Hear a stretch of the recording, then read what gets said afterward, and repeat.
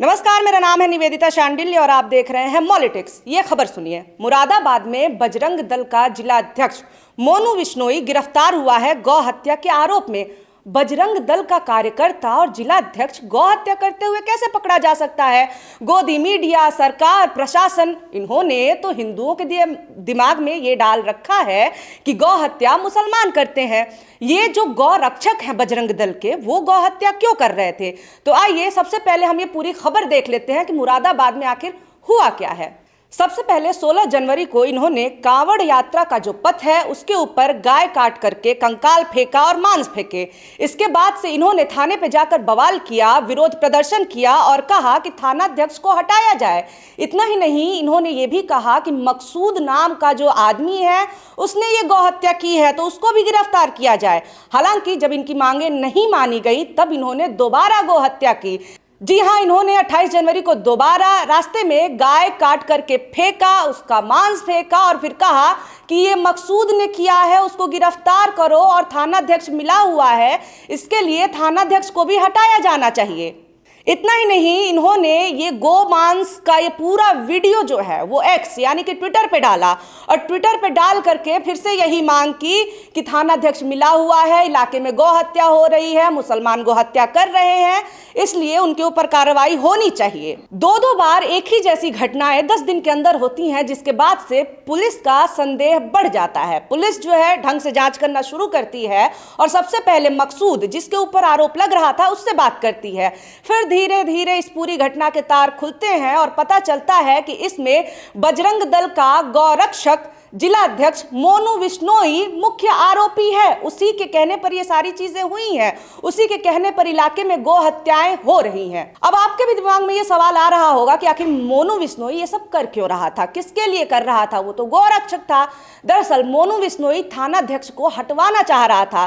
थानाध्यक्ष को हटवाने का कारण ये है कि मोनू के ऊपर पहले से ढेर सारे आपराधिक मामले हैं, लेकिन थानाध्यक्ष मोनू के मन हिसाब से नहीं चल रहा था, इसलिए वो ये साजिश रच रहा था कि गौ हत्या की बात करते हैं और मकसूद को आरोपी बनवाते हैं, उसे गिरफ्तार करवाते हैं और थानाध्यक्ष को भी हटवा देंगे। दरअसल मोनू विश्नोई कुछ दिनों पहले ही थाने के बाहर ही मारपीट करने के लिए गिरफ्तार हुआ था। इसके बाद से वो थाने से जब छूटा, उसकी हरकतें नहीं सुधरी और वो खुद पुलिस पे दबाव बनाने लगा कि वो जो अनैतिक काम करता है उसमें पुलिस उसका सहयोग करे। हालांकि थाने का एक सब इंस्पेक्टर भी है जिसकी मिलीभगत मोनू विश्नोई के साथ साबित हो गई है और यही कारण है कि उस सब इंस्पेक्टर को भी निलंबित कर दिया गया है। ये पहली बार नहीं है कि गौ रक्षा के नाम पर गौ आतंक फैलाया जा रहा है। ये पहली बार नहीं है कि विश्व हिंदू परिषद हो या फिर बजरंग दल हो या फिर करनी सेना, इनके गौरक्षक खुद गौ हत्या करते हैं और इलाके के मासूम लोगों के साथ मारपीट करते हैं, हत्याएं तक की है इन्होंने, दंगे फैलाते हैं। ज्यादा दिन पुरानी बात नहीं है, पिछले महीने की बात कर लेते हैं। जनवरी में जब बरेली से राहुल सिंह, जो कि करनी सेना का जिला अध्यक्ष है, उसको पुलिस गिरफ्तार करती है।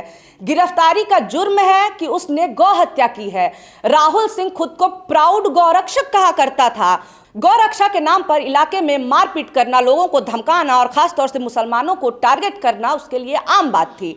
राहुल सिंह खुद को कहता गौरक्षक था, लेकिन गौरक्षा के नाम पे वो धंधा कर रहा था। धंधा था उगाही का।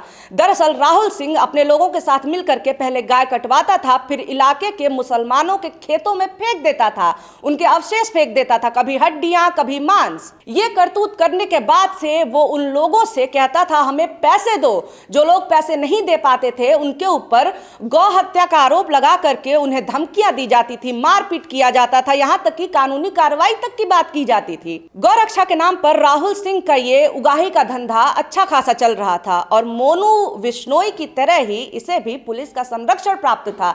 यहां तक कि जो लोग राहुल के साथ गिरफ्तार हुए थे उन्होंने कहा कि हमसे राहुल कहा करता था कि गौ हत्या करो, कोई दिक्कत नहीं है, पुलिस हमारे साथ है, मैं 1 सेकंड में तुम्हें छुड़ा लूंगा। पिछले कई सालों में ये ट्रेंड बहुत देखने को मिला है कि मुसलमान बन करके हिंदू संगठनों के लोग लगातार एक से एक घिनौनी करतूतें करते हैं, फिर पूरे देश के मुसलमानों को टारगेट करते हैं। कुछ दिन पहले आपको याद होगा, राम मंदिर को उड़ाने की धमकी मिली थी। 2 मुसलमानों के नाम से मेल आता है, लेकिन अंत में वो हिंदू ही निकलते हैं। लेकिन जैसे ही मुसलमान की जगह नाम हिंदू होता है, मीडिया का गुस्सा शांत हो जाता है। मध्य प्रदेश का थूक कांड भी आपको याद ही होगा। होगा जब गोदी मीडिया के लोग जश्न मना रहे थे कि अदनान का घर गिराया जा रहा है। 18 साल के लड़के को 5 महीने तक जेल में रखा जाता है। फिर जिस गवाह के आधार पर यह झूठा केस बनाया जाता है कि अदनान थूक रहा था शोभा यात्रा के ऊपर, वो गवाह कहता है कि मैंने तो ऐसा कुछ देखा ही नहीं। यानी कि अल्पसंख्यकों पर कार्रवाई पहले हो रही है, जांच बाद में हो रही है। लड़के का घर तोड़ दिया गया, परिवार बर्बाद हो गया, बैंड बाजा के साथ घर तोड़ा गया और उस समय अमन चोपड़ा जैसे दलाल पत्रकार जश्न मना रहे थे अपने स्टूडियो में। गौ हत्या और बीफ यानी कि गाय का मांस खाने के नाम पर एक के बाद एक कई हत्याएं हुई। अखलाक आपको याद होगा, सोशल मीडिया पे एक के बाद एक देवी देवताओं को गाली देने वाले कई बयान आए और ये मुस्लिम अकाउंट से आए। बाद में पता चलता है कि इनके पीछे हिंदू संगठनों के लोग हैं। लड़कियों के बाथरूम में बुर्का पहन करके भी भक्त घुस जाते हैं ताकि मुसलमानों को गालियां दे सके। इतना सब कुछ करने के बाद भी, इतने बड़े और गंभीर अपराध करने के बाद भी इनके ऊपर कार्रवाई तो क्या चर्चा तक नहीं होती है। खैर, ऐसी खबरें जो कि आप तक नहीं पहुंच पाती हैं बाकी माध्यमों से, वो आप तक पहुंचती रहें, इसके लिए आप पॉलिटिक्स को सब्सक्राइब जरूर करें। वीडियो देख लिया है तो लाइक भी कर दे और हाँ, हमारे चैनल को यूं ही देखते रहें, आपके पास नोटिफिकेशन आता रहे, इसके लिए बेल आइकन भी जरूर दबा दें। बहुत शुक्रिया, बहुत धन्यवाद।